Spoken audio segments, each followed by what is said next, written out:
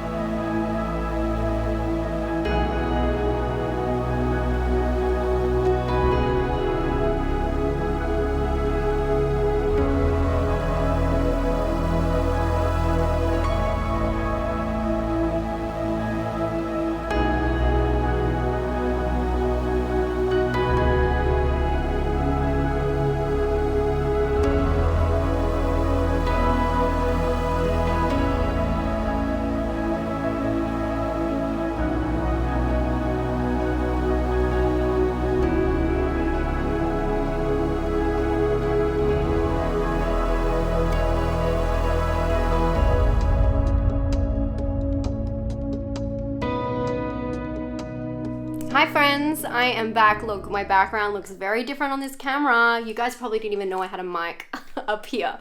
And there's my Lee Winnell poster signed. Anyway, I'm back here because obviously I walked to the cinema, and I'm not ashamed to do a walk home and vlog, but it was raining and I had an extremely strange experience and I just needed to get out there.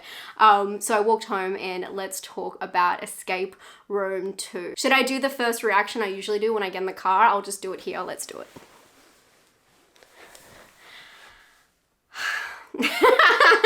No, I just finished watching Escape Room 2. I had a really strange experience at the cinema. If you do want to skip my experience and go straight into the review, that's fine, but I just want to like get this bit out. In the cinema, it was a very small one. I'm sure you saw actually. When we got in there, there was two people sitting in our seats.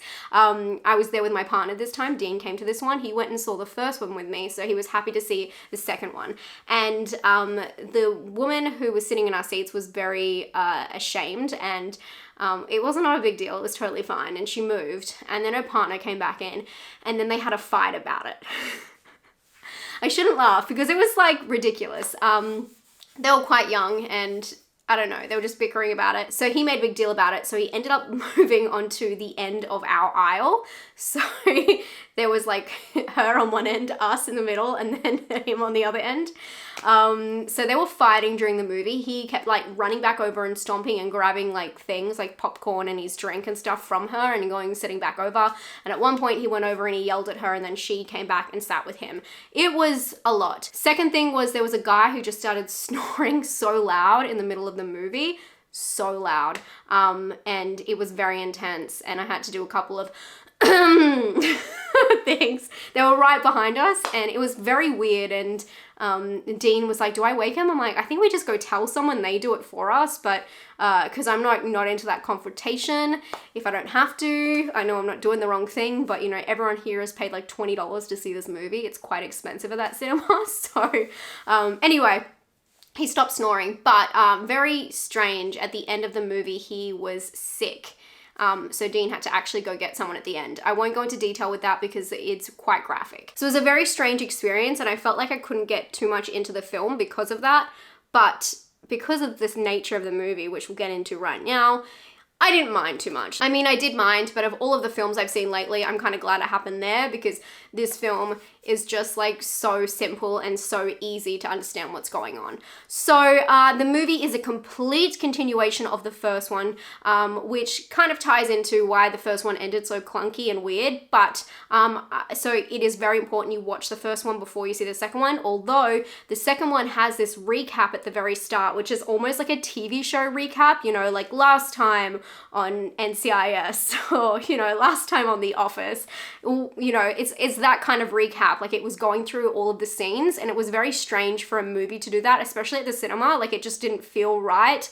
And that's kind of where I land with this film. It really piggybacks off the first one, but it does not stand alone at all. Obviously, you need to understand the story and the characters from the first one completely. Trust me, you really do need to know that, because you need to know their background and everything like that. But as well, it just doesn't have like its own storyline. It doesn't like flow. Like, even if you watch the Final Destination films, you can watch the different ones and they have different characters and all that kind of stuff. They still have some characters that flow through the whole thing. Like, they go back and ask for advice from people who've been through things before. But in this kind of, well, I guess this is like a franchise now. It will be if it adds an extra movie. I guess that's 3's a franchise. I don't know. 2's a franchise for sure. Anyway, it doesn't have that kind of quality where it's like a kind of callback or a homage. It's just the same storyline stretched across the two films. So wasn't a big fan of that. I felt like because all of the puzzles, and we'll get into them, are so elaborate, they really just didn't bother with the storyline at all. And I guess that's my whole point with these movies. They're fun to watch, they're easy to watch, and it's really like lots of tension, high action, but there's no real substance to them. I feel like this film has the opposite flaws of all of the other films we want to love.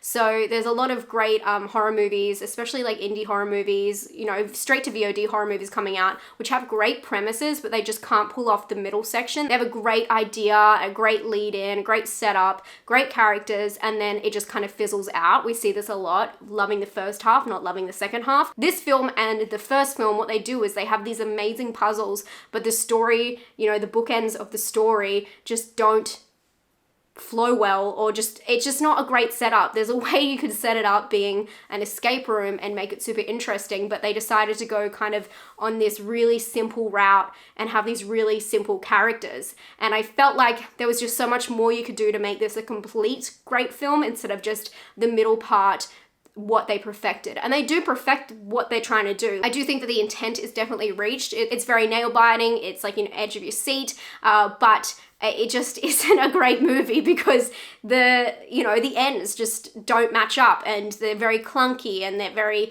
weird the way they get there, and they have this great middle, but they just don't have the great foundation of a film. They just have the middle part. I don't know if anyone agrees, but that's kind of how I feel about that. And in this one, I would say the puzzles are just as good as the first one, if not even more brutal. One of them was so brutal. So I do think the puzzles were great, high tension, very theatrical, very... yeah, I just love the sets. Like, the whole idea is, they're in these rooms that they've created for this ultimate torture, really. And it's great to see that. It's great to see the creativity, and I think that that's really fun. It's fun to watch. It's like getting a mix of Saw and Final Destination in like a new form. So as cheesy as these films are, I'm all for them, to be honest. If they keep making them, I'll keep watching them, no problem. But they're not great films. There's the start and the end, just kind of blasé, and it's just trying to make a continuation of a story that's kind of half-assed anyway. So that's how I felt about it. I do have to say I liked the first one more, just because I feel like this one, as I've been saying, isn't a solid storyline. It doesn't stand on its own, and it's just piggybacking all of the emotional baggage of the first one. So at least the first one tried to set up something.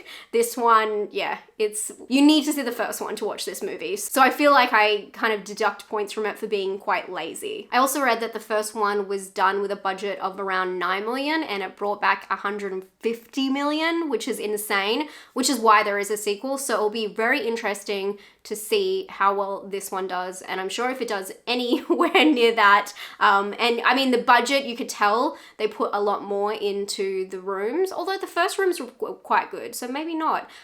It will be very interesting to see what the return is, and if the return is the same, I'm sure we'll have a trilogy on our hands, which will be, yeah, as I said, I'll keep watching them. But it's interesting because this one was actually meant to come out last year in April, but of course we know what happened. So I wonder if the way the world is now is going to impact how well this one does in the box offices when it's opened worldwide. We were lucky enough to get this one, I think, 2 weeks before the US, just because of the way the cinemas are open here in Australia, and I guess we're a safe bet at the moment. So yeah, be very interested to see what happens. I'm sure there'll be a trilogy. Anyway, I recommend watching this in the cinema if you do want something easy to watch, something that is, nail biting, and you really enjoyed the first one, but I do think it can wait. If you don't get around to it, or if there is another movie you'd rather watch and you have to weigh up between the two, I think pick the other movie and just wait until this one comes out on VOD. I do think it's worth a watch if you enjoyed the first one, even if that's on VOD, but it's nothing too spectacular that you must witness in cinemas. Obviously, it's very epic, so it's always good to see a movie at the cinemas, but it's by no stretch better than the first, maybe equal, a little bit less, because again, piggybacks. Anyway, I'm done repeating myself. Thank you so much for watching. I hope this helped. Let me know if you have any questions down below and I'll try and answer them. I'm gonna give this one a score of maybe a 5. This is like a 5.5 movie for sure. So I think I'm gonna give this one a 5 out of 10. The first one was a 6, so that kind of makes sense to me. Originality, I'm gonna give it a 3. And scare, I'm gonna give it 6. It's not like scary, it's just very tense.